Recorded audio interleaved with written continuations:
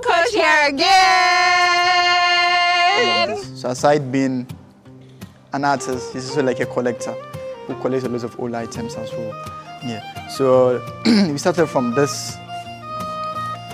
It's a mask. So the skull is actually an original from the bird, the hornbill, and then this is wood. So your hunters in Mali wear this on the head like this, and they wear the costume. So when they are done, they look like birds, like a disguise. It's like that birds come closer to them, thinking it's also like a colleague bird or something, but they end up being caught or killed. Because back then, most of these hunters depended on the animals and birds they hunted for clothes and also for food, where they have to do whatever they can to hunt. And there was this thing called a sympathetic magic, where cavemen draw the animals on the walls, take off their senses, sometimes intentionally break a leg of this animal or intentionally put a spear through the body. And they have a spiritual belief that when they go to the forest for hunting, they find an animal like that, not being able to sense them or struggling for its life or with a broken leg where it can't run. And they actually hunt and makes it easy for them.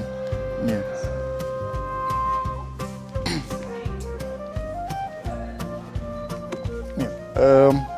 Maybe we'll have to come close, maybe. Yeah. We have this from the southern part, train sleepers. These were the construction of the railway system down south. So these are dated 100 years, close to 130 years old. Because most of this was like boiled and some chemicals were sprayed on it to keep it resistant to insects or termites in the soil. So that's how come it's still very intact. Yeah. We have files collected from factories around the country where most of these were Ghanaians. We may have done that before. If our book has no value, it ends up going there. I hope you know the day I'm talking about. Yeah. But he found a way of rescuing them because most of them were almost being burnt. And then trying to rescue them, the people that were trying to destroy them saw that it was necessary, it was important. So they ended up selling it out to him. So I'm just imagining destroying it, and because he was trying to buy it, they saw it necessary to sell it. So yeah, that's how come we have all of them. We have a replica of schools up there, where most of them are used for roofing of homes. They're like felt paper. Some are also banners collected from the mechanic shop, stained with oil from motors and cars, where Ibrahim looks at them as like skins of animals. Because back then, before paper was invented, letters were written on skins, tied to sticks, and given to the horseman to be sent. And then now we have paper in the system, where we hardly write on papers as letters anymore, where we are glued to our phones and our computers. So Ibrahim is looking at that evolving or something like that. Yeah. We have cardboard from schools which he collected from the pre-colonial era. Shock absorbers from the trains, books from libraries which talks about government, population census, government bulletins, parliamentary debate, trade reports, and others. Yeah, we have cement paper bags which was used earlier in the construction of the space as accommodation. So usually when the content is used, the papers are converted into huts like something like mine, where our constructors wear them on their head to carry mortar. So it's like a barrier between their heads and whatever they carry, so they can do their daily activities. So that's why he kept it, to talk about labor of individuals. Yeah. Yeah, so that is it for this part. We'll look at the military helmet from the later part of the Second World War. There's a German sticker which translates, trying to communicate to the user that about how to adjust leather inside. Yeah, sure. I don't speak German, but it got translated for me. She does. So you can hold and pass it. Is it? Yeah, it was bulletproof. Yeah. Now it might not be so heavy as this, but it still serves as bulletproof for the military. Yeah, but according to the person that actually read it, was like, it talks about the adjustment of the leather inside.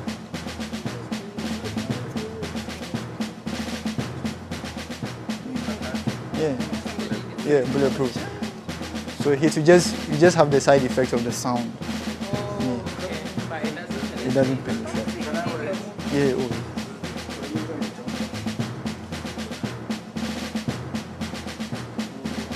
So the distance is supposed to be below your chin. The strip is supposed to be below your chin. No, that the other one. Yes. Yeah. And then we have this for hunters where they pour in carbide down here they pour in water, so it drops like in little amounts. And then when you ask the carbide, it forms gas. Then with a lighter, it bends and they tie this to the forehead for hunting. So it's like a headlamp. Miners also use this, but theirs have a glass frame in the front part of it. And then the headlight for a train used back then to carry minerals by the British. Yeah. And then talking about Gayhawk, where Ibrahim got some wooden structures to make the boxes. So these are Carl's invoices. So this was built in Tamale, the paints division, but it ran out of service. And just like I said, most of these were used to go there, but he found a way to rescue them. Some of them were used to sell kelewele, roasted yam. Yeah. So this was last used in 93. Yeah. So it's keeping this, looking at failures in the economy or infrastructure. Yeah.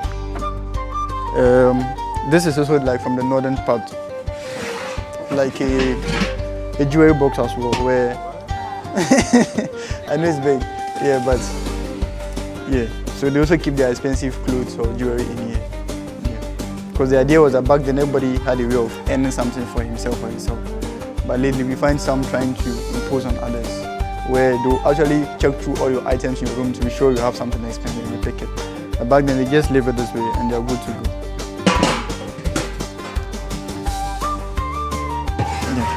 And then more about our northern smokes. Yeah. So most of these were worn by our chiefs, where it's just like wearing a favorite shirt, no matter how old it is.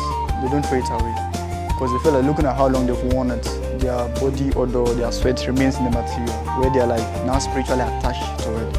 So they put it down, they pick a new one, and they keep wearing. And then Ibrahim wanted to promote culture, not just about Tamale, but Ghana also, because even the southern part, we have the kente worn by our chiefs and also everybody as well. So, most of these are dated 100 years, close to 200 years old. Yeah. And then we have the Tomos bike, one of our old brands. The company was established in 1954. It was, I think, a Dutch company, but this was fixed in Ghana as well, where it was like a convoy. If you see a person sitting on this, you give way in a way, so the person can, yeah. Because you need to be a boss to have this. Yeah. Yeah.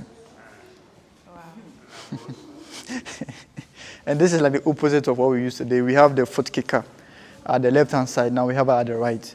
And then checking your fuel level on your this you have to check it here. Oh. Yeah. So they've created some lines so you can check to see where your fuel actually is. Yeah. Yeah. And then we have the jet or the turbo engine. So this was from the other Ibrahim Mahama, the businessman.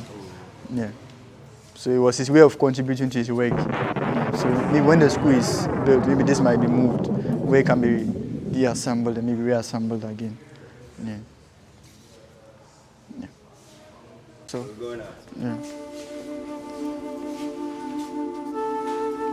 So there's a door behind you.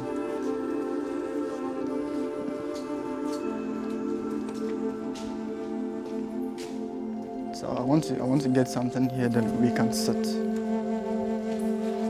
Yeah. So I know we've been standing for a while, so we can have a sit, and then yeah. It's just unfortunate that because of the way Ibrahim has exposed the whole place, things it's a bit dusty. Yeah. Yeah. So should I wait for the others? We can start. Okay. So this is the Parliament of Ghosts.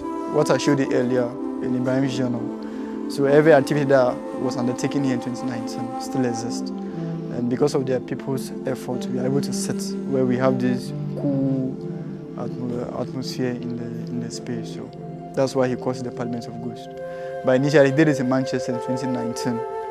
He had to put this one on hold. Then went there for the exhibition where he used archival materials like seats from the trains, blueprints, what we just saw, cabinets, maps, and a lot of things for that particular exhibition.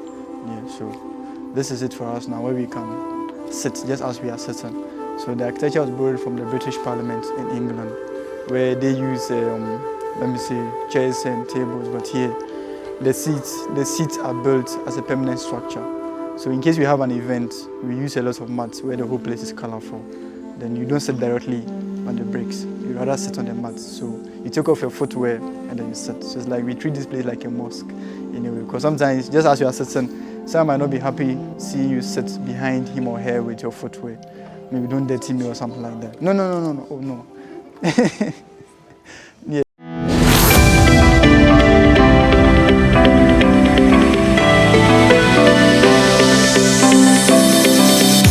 Book your private or group tours with Tripkoach